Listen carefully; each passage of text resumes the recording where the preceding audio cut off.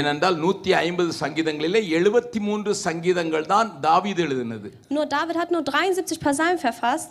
ஒரு சங்கீதம் மோசே எழுதினது 90ஆம் சங்கீதம். Ein Psalm ist von Mose, das ist Psalm 90. 13 சங்கீதங்களை Asaph எழுதினான் என்று பார்க்கலாம். 13 haben Asam geschrieben. 11 சங்கீதங்களை கோராகின் புத்திரர்கள் எழுதினார்கள் என்று பார்க்க கோராயின் புத்திரருக்கு ஒப்புவிக்க விட்டது என்று பார்க்கலாம். Und 11 haben die Koraiter geschrieben. சாலமோன் எழுதினதான 2 சங்கீதங்களை பார்க்கலாம். Und Salomon hat 2 verfasst.